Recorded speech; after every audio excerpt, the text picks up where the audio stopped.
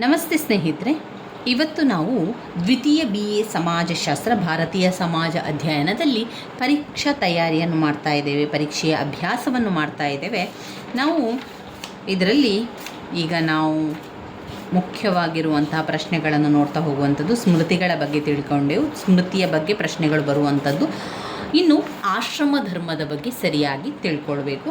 ಹಾಗೆ ಇದರ ಜೊತೆಗೆ ನಾವು ಸಾಮಾಜಿಕ ಚಳುವಳಿಯ ಬಗ್ಗೆ ಕೂಡ ತಿಳ್ಕೊಳ್ಳುವ.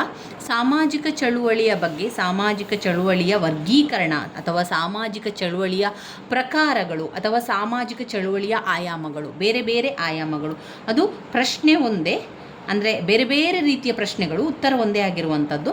ಸಾಮಾಜಿಕ ಚಳುವಳಿಯ ಬಗ್ಗೆ ನೀವು ಕೇಳಿದ್ದೀರಾ, ರಿಕ್ವೆಸ್ಟೆಡ್ ಆಗಿರುವಂತಹ ವಿಡಿಯೋ, ರಿಕ್ವೆಸ್ಟೆಡ್ ಆಗಿರುವಂತಹ ಒಂದು ಪ್ರಶ್ನೆ ಅಂತಲೇ ಹೇಳ್ಬೋದು. ಸಾಮಾಜಿಕ ಚಳುವಳಿಯ ಬಗ್ಗೆ, ಅದರ ವರ್ಗೀಕರಣ ಅಥವಾ ಸಾಮಾಜಿಕ ಚಳುವಳಿಯ ವಿಧಗಳ ಬಗ್ಗೆ ತಿಳಿಸಿ ಅಂತ ಕೇಳಿದ್ದೀರಾ. ಅದನ್ನು ನಾವು ಘಟಕ 21 ಸಾಮಾಜಿಕ ಚಳುವಳಿಯಲ್ಲಿ ಸಿಗ್ತದೆ. ಅದಕ್ಕೆ ಉತ್ತರಗಳು 341 ಪುಟ ಸಂಖ್ಯೆ, ನಿಮ್ಮ ಪ್ರಶ್ನೆ ಟೆಕ್ಸ್ಟ್ ಬುಕ್ಕಲ್ಲಿ 341 ಪುಟ ಸಂಖ್ಯೆಯಲ್ಲಿ ಸಾಮಾಜಿಕ ಚಳುವಳಿಯ ಬಗ್ಗೆ ಇದೆ.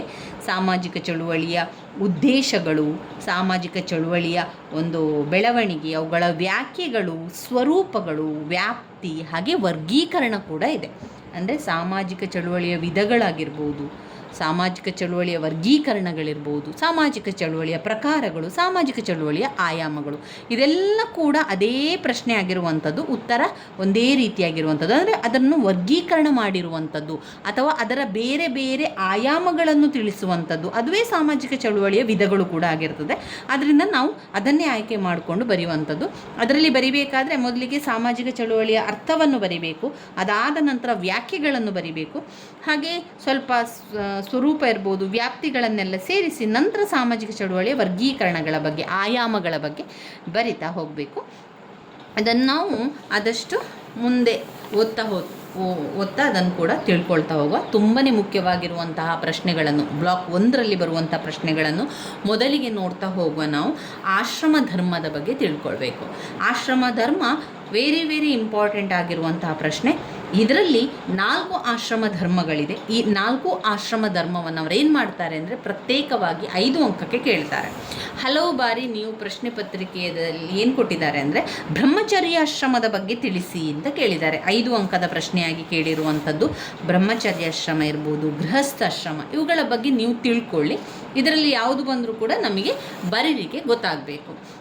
ಮೊದಲಿಗೆ ಅವರು ಆಶ್ರಮ ಧರ್ಮದ ಬಗ್ಗೆ ತಿಳಿಸಿ ಅಂತ ಹೇಳಿದರೆ ಈ 4 ಆಶ್ರಮ ಧರ್ಮದ ಬಗ್ಗೆ ಸ್ವಲ್ಪ ವಿವರಿಸ್ತಾ ಹೋಗಬೇಕು. 5 ಅಂಕದ ಪ್ರಶ್ನೆ ಆಗಿದ್ದರೆ 1.5 ಪುಟದಷ್ಟು ಬರೆಯಿರಿ. 10 ಅಂಕದ್ದು 3ರಿಂದ 4 ಪುಟದಷ್ಟು ಮತ್ತು 15 ಅಂಕದ ಪ್ರಶ್ನೆ ಬಂದಾಗ 4ರಿಂದ 5 ಪುಟದಷ್ಟು ನಮ್ಮ ಉತ್ತರ ಇದ್ದರೆ ತುಂಬಾ ಒಳ್ಳೆಯದು. ಇಲ್ಲಿ ಆಶ್ರಮ ಧರ್ಮ ಎನ್ನುವಂಥದ್ದು ಸನ್ಯಾಸಿಯ ಮಠಕ್ಕೆ ನಾವೇನು ಹೇಳ್ತೇವೆ, ಆಶ್ರಮ ಅಂತ ಕರಿತೇವೆ. ನಾವೆಲ್ಲರೂ ಸಾಧಾರಣವಾಗಿ ಏನು ಹೇಳ್ತೇವೆ, ಅಲ್ಲೊಂದು ಆಶ್ರಮ ಇದೆ ಅಂತ. ಅದು ಈಗ ಆಶ್ರಮ ಇರುವಂಥದ್ದು ವೃದ್ಧಾಪ್ಯದಲ್ಲಿ ಯಾರೂ ಇಲ್ಲ ಅಥವಾ ಯಾರು ನೋಡ್ಕೊಳ್ಳಿಕ್ಕೆ ಯಾರೂ ಇಲ್ಲ, ಮಕ್ಕಳಿಲ್ಲ, ಇಂಥ ಸಂದರ್ಭದಲ್ಲಿ ಆಶ್ರಮದಲ್ಲಿರುವಂಥದ್ದು ಅಂತ ನೀವು ಕೇಳಿದ್ದೀರ. ಆದರೆ ಮೊದಲಿನ ಕಾಲದಲ್ಲಿ, ಇತಿಹಾಸದಲ್ಲಿ, ಹಿಂದೆ ಗತಕಾಲದಲ್ಲಿ ಏನಾಗಿತ್ತು ಅಂದರೆ ಆಶ್ರಮ ಅಂತ ಬಂದಾಗ ಅದು ಸನ್ಯಾಸಿ ಆಶ್ರಮ ಅಂತ ಹೇಳುವಂಥದ್ದು. ಅಲ್ಲಿ ಸನ್ಯಾಸಿಗಳು ಇರುವಂಥದ್ದು, ಅಲ್ಲಿ ಋಷಿಮುನಿಗಳು ಇರುವಂಥದ್ದು, ಅವರ ಒಂದು ಮಠಕ್ಕೆ ಅಥವಾ ಅವರ ಒಂದು ಜೀವನ ಮಾಡುವಂತಹ ಒಂದು ಜಾಗಕ್ಕೆ ನಾವೇನು ಹೇಳ್ತೇವೆ, ಆಶ್ರಮ ಅಂತ ಕರೀತಾ ಇದ್ದೇವೆ. ಆಶ್ರಮ ಧರ್ಮವು ವ್ಯಕ್ತಿ ಜೀವನದ ಬಗೆಗೆ ಕಳಕಳಿ ಹೊಂದಿರುವ ಹಿಂದೂ ಸಾಮಾಜಿಕ ವ್ಯವಸ್ಥೆಗೆ ಅನ್ವಯಿಸುವಂಥದ್ದು. ಆಶ್ರಮ ಧರ್ಮವು ಜೀವನದ 4 ಹಂತಗಳನ್ನು ಒಳಗೊಂಡಿದ್ದು ಆ ಮೂಲಕ ವ್ಯಕ್ತಿಯು ತನ್ನ ಜೀವಮಾನವನ್ನು ಕಳೆಯುತ್ತಾ ಹೋಗ್ತಾನೆ. ಆಶ್ರಮ ಎನ್ನುವಂತಹ ಪದದ ಸಂಸ್ಕೃತ ಮೂಲ ಶ್ರಮದಿಂದ ಬಂದಿದ್ದು. ಆಶ್ರಮ ಎನ್ನುವಂತಹ ಪದ ಸಂಸ್ಕೃತ ಪದದಿಂದ ಬಂದಿರುವಂಥದ್ದು, ಸಂಸ್ಕೃತದ ಮೂಲ ಆಗಿರುವಂಥದ್ದು, ಅದು ಶ್ರಮದಿಂದ ಬಂದಿದ್ದಾಗಿರುವಂಥದ್ದು.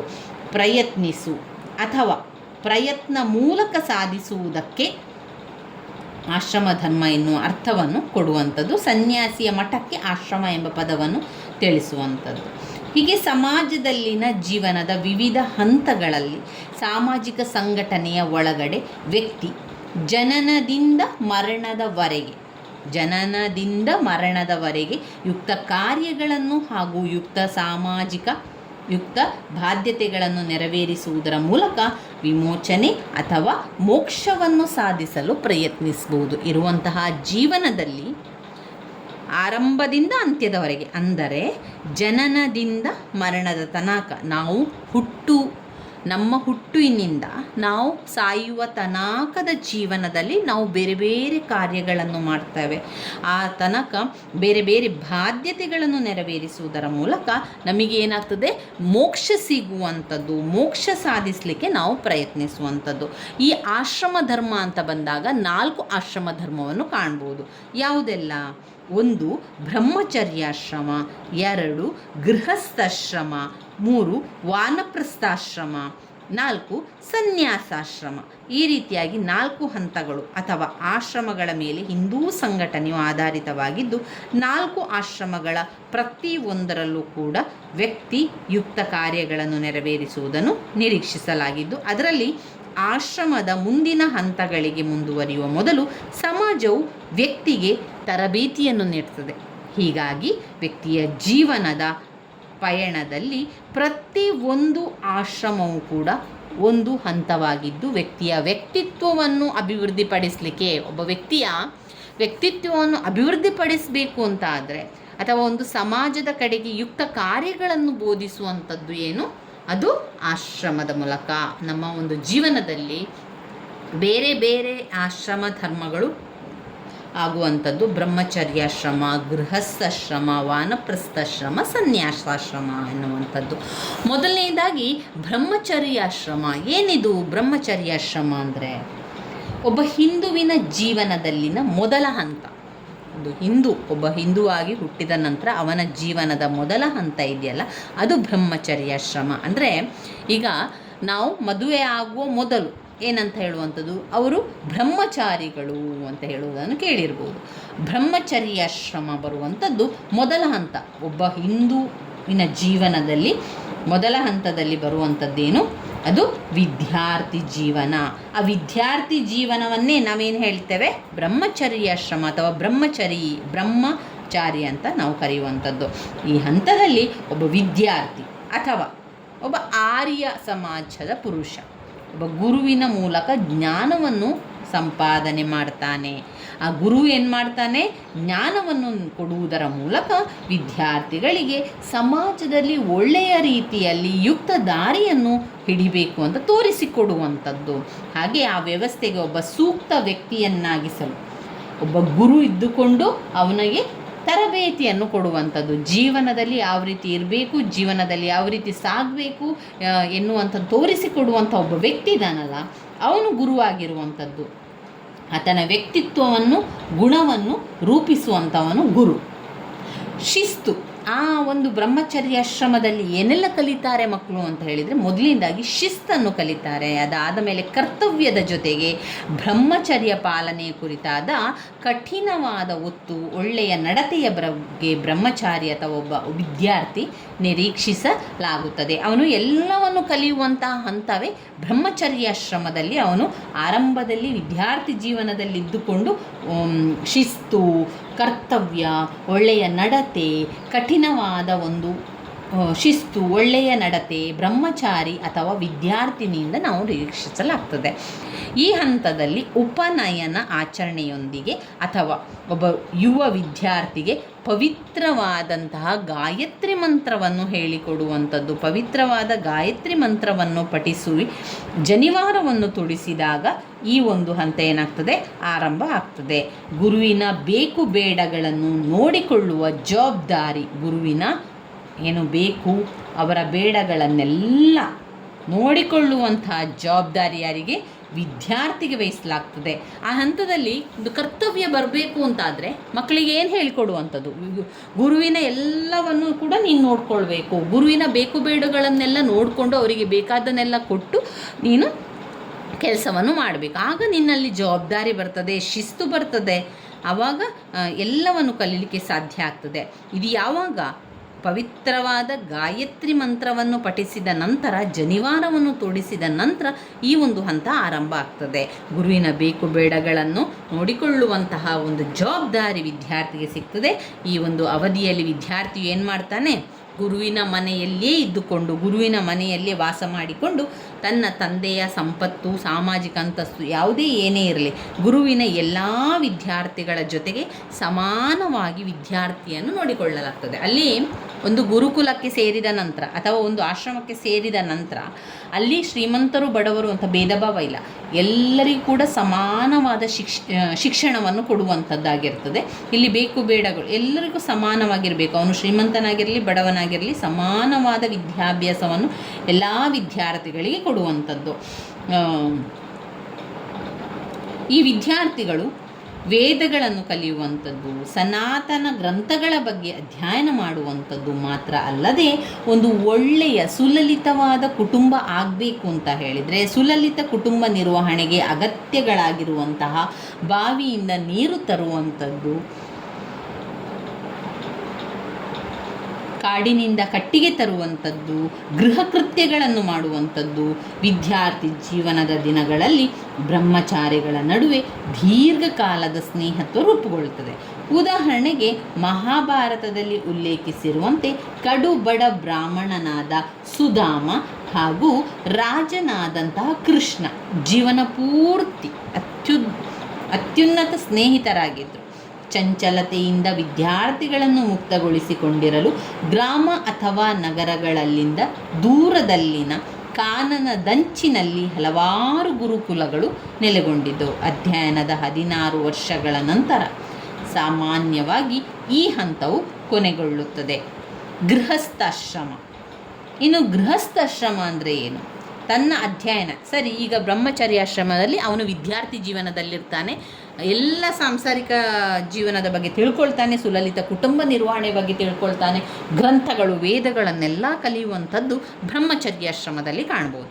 ಇನ್ನು ಬರುವಂಥದ್ದು ಗೃಹಸ್ಥಾಶ್ರಮ. ವಿದ್ಯಾಭ್ಯಾಸ ಎಲ್ಲ ಮಾಡಿ ಆಯಿತು. ಈ ಹಂತದಲ್ಲಿ ವಯಸ್ಕ ಜೀವನದ ಹೊಸ್ತಿನಲ್ಲಿ ಒಬ್ಬ ವಿದ್ಯಾರ್ಥಿ ವಯಸ್ಕ ಹಂತಕ್ಕೆ ತಲುಪಿರ್ತಾನೆ. ಈ ಒಂದು ಹಂತದಲ್ಲಿ ವಿದ್ಯಾರ್ಥಿಗೆ ಮಾಡಿಕೊಡುವಂಥದ್ದು ವಿವಾಹವಾಗ್ತಾನೆ. ಹಾಗೆ ಗೃಹಸ್ಥನಾಗಿ ತನ್ನ ಕರ್ತವ್ಯಗಳನ್ನು ಹೊಣೆಗಾರಿಕೆಗಳನ್ನು ಮಾಡ್ತಾನೆ.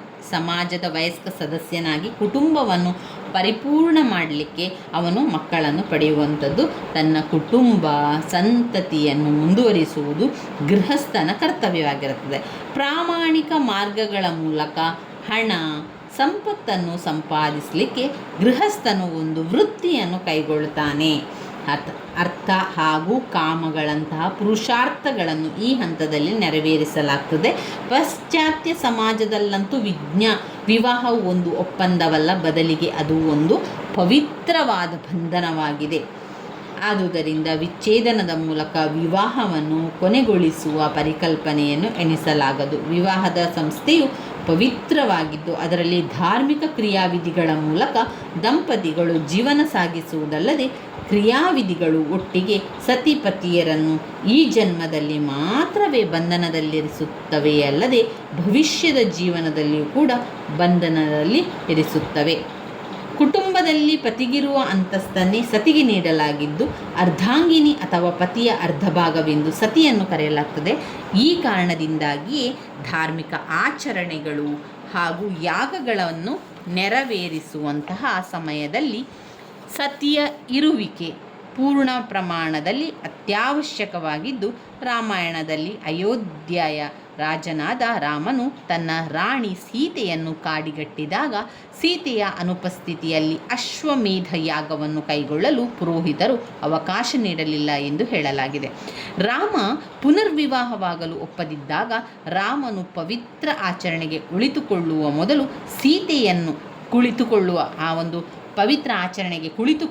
ಮೊದಲು ಸೀತೆಯನ್ನು ಹೋಲುವಂತಹ ಸೀತೆಯ ಪ್ರತಿರೂಪದ ಚಿನ್ನದ ವಿಗ್ರಹವನ್ನು ಮಾಡಿ ರಾಮನ ಪಕ್ಕದಲ್ಲಿಟ್ಟು ವಿವಾಹ ಮಾಡಲಾಯಿತು.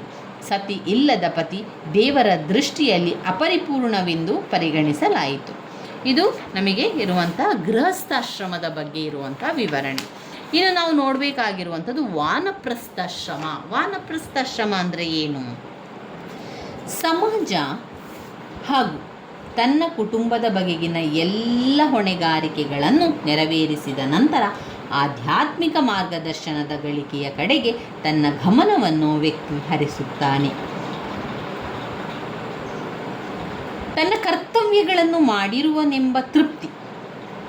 ತಾನು ಕರ್ತವ್ಯವನ್ನು ಮಾಡಿದ್ದೇನೆ, ನಾನು ನನ್ನ ಕರ್ತವ್ಯವನ್ನು ಸಂಪೂರ್ಣವಾಗಿ ಮಾಡಿದ್ದೇನೆ ಅಂತ ಆದಾಗ ಒಬ್ಬ ಮನುಷ್ಯನಿಗೆ ಸಂತೋಷ ಉಂಟಾಗ್ತದೆ, ತೃಪ್ತಿ ಉಂಟಾಗ್ತದೆ. ಹಂತವಾಗಿ ಸಂತೋಷದ ಹಂತ ಇದಾಗಿರುವಂಥದ್ದು. ಈ ಹಂತವನ್ನು ತಲುಪಿದ ಮೇಲೆ ಗೃಹಸ್ಥನು ತನ್ನ ಸಂಪತ್ತಿನ ಸ್ವಲ್ಪ ಭಾಗವನ್ನು ದಾನವಾಗಿ ನೀಡಬೇಕು ಹಾಗೂ ಆಶ್ರಮದಲ್ಲಿ ತನ್ನ ಪತ್ನಿ ಜೊತೆಗೂಡಿ ವಾಸಿಸಲು ಸಮಾಜದಿಂದ ಬಿಡುಗಡೆ ಹೊಂದಲು ಉಳಿದಿರುವ ಸಂಪತ್ತು ಮತ್ತು ಸ್ವತ್ತುಗಳನ್ನು ತನ್ನ ಗಂಡು ಮಕ್ಕಳಿಗೆ ನೀಡಬೇಕು.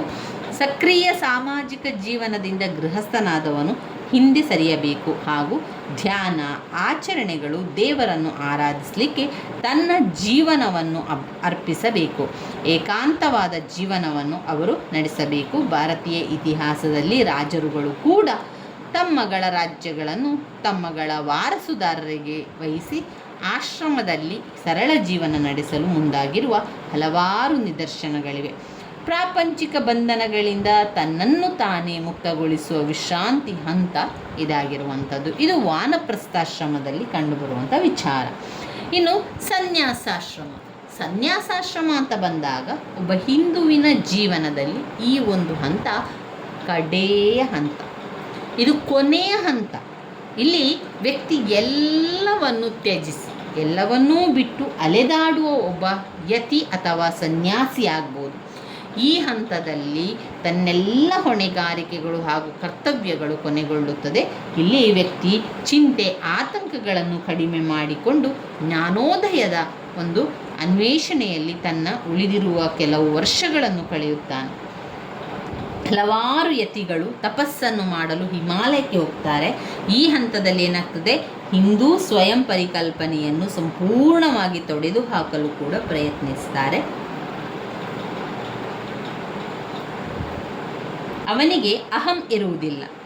ಸಂಚರಿಸುವ ಯತಿಯು ಸಮಾಜದ ಎಲ್ಲ ಸದಸ್ಯರಿಂದಲೂ ಹೆಚ್ಚಿನ ಮಟ್ಟದ ಗೌರವವನ್ನು ಸ್ವೀಕರಿಸುತ್ತಾನೆ. ಧರ್ಮದ ಭಂಡಾರವೆಂದು ಅಂತಹ ವ್ಯಕ್ತಿಯನ್ನು ಪರಿಗಣಿಸಲಾಗುತ್ತದೆ. ಹಿಮಾಲಯಕ್ಕೆ ಹೋಗುತ್ತಿರುವಾಗ ಹಲವಾರು ಸನ್ಯಾಸಿಗಳನ್ನು ಹೆಚ್ಚಿನ ಗೌರವದಿಂದ ಬರಮಾಡಿಕೊಳ್ಳಲಾಗುತ್ತದೆ. ಇನ್ನು ಸಂಚರಿಸುವ ಯತಿಗಳ ಪದಗಳನ್ನು ತೊಳೆಯಲಿಕ್ಕೆ ಅವರಿರುವ ಸ್ಥಳಕ್ಕೆ ಶ್ರೀಮಂತ ವರ್ತಕರು ಹಾಗೂ ರಾಜರು ಕೂಡ ದೌಡಾಯಿಸುತ್ತಾರೆ. ಸಮಾಜದಲ್ಲಿ ಹೆಚ್ಚಿನ ಮಟ್ಟದ ಗೌರವವನ್ನು ಸನ್ಯಾಸಿ ಪಡೆಯುತ್ತಾನೆ. 4 ಆಶ್ರಮಗಳು ಸಮಾಜದ ಸದಸ್ಯರ ಮೇಲೆ ಅಗಾಧವಾದ ಪ್ರಭಾವವನ್ನು ಬೀರ್ತಾ ಇದೆ. ಸಮಾಜ ಪರಿಣಾಮಕಾರಿ ರೀತಿಯಲ್ಲಿ ಕಾರ್ಯನಿರ್ವಹಿಸುವುದೆಂಬುದರಿಂದ 4 ಹಂತಗಳನ್ನು ಸಂಘಟಿಸಲಾಗಿದೆ. ಜೀವನದ ಪ್ರತಿಯೊಂದು ಹಂತಗಳಲ್ಲಿ ವ್ಯಕ್ತಿಯ ಮನಸ್ಸು ಪಕ್ವವಾದಂತೆ ಕ್ರಮೇಣವಾಗಿ ತನ್ನ ಕರ್ತವ್ಯಗಳನ್ನು ಜವಾಬ್ದಾರಿಗಳನ್ನು ವ್ಯಕ್ತಿ ಕೂಡ ಕಲಿತುಕೊಳ್ಳುತ್ತಾನೆ. ಶಿಸ್ತು ಅಥವಾ ಧರ್ಮವನ್ನು 4 ಹಂತಗಳು ಬೋಧಿಸುತ್ತದೆ. ವ್ಯಕ್ತಿ ಹಾಗೂ ಸಮಾಜಗಳೆರಡರ ಅನುಭೋಗ ಭೌತಿಕ ಆಧ್ಯಾತ್ಮಿಕ ಉನ್ನತಿಗೋಸ್ಕರ ಕಾರ್ಯನಿರ್ವಹಣೆಯ ಎಲ್ಲೆಗಳನ್ನು ನಿರೂಪಿಸುತ್ತವೆ. ಇವಿಷ್ಟು ಸನ್ಯಾಸ ಆಶ್ರಮದಲ್ಲಿ ಬರುವಂಥದ್ದು. ಇನ್ನು ಇದರಲ್ಲಿ ನೀವು ಆಶ್ರಮ ಧರ್ಮದಲ್ಲಿ ಇವಿಷ್ಟು ವಿಚಾರವನ್ನು ತಿಳ್ಕೊಳ್ಬೇಕು. ನಾವು ಇನ್ನು ಓದಬೇಕಾಗಿರುವಂಥ ವಿಚಾರ ಯಾವುದಿದೆ?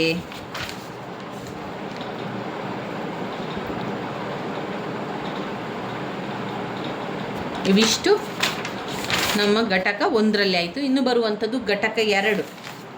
ಘಟಕ 2ರಲ್ಲಿ ನೀವು ಓದಬೇಕಾಗಿರುವಂಥದ್ದು ಕರ್ತವ್ಯಗಳು. ನಾವು ಮುಂದಿನ ವಿಡಿಯೋದಲ್ಲಿ ಕರ್ತವ್ಯಗಳ ಬಗ್ಗೆ ತಿಳ್ಕೊಳ್ಳುವ. ಬ್ರಾಹ್ಮಣ ವರ್ಣದ ಕರ್ತವ್ಯಗಳಿರ್ಬೋದು, ಕ್ಷತ್ರಿಯ ವರ್ಣದ ಕರ್ತವ್ಯಗಳಿರ್ಬೋದು, ವೈಶ್ಯ ವರ್ಣದ ಕರ್ತವ್ಯಗಳು, ಶೂದ್ರ ವರ್ಣದ ಕರ್ತವ್ಯಗಳನ್ನೆಲ್ಲ ನೋಡ್ಕೊಳ್ಬೇಕು. ಅದಾದ ನಂತರ ನಾವೀಗಾಗಲೇ ಓದ್ಕೊಂಡ್ರೆ ಆಶ್ರಮ ಧರ್ಮದ ಬಗ್ಗೆ,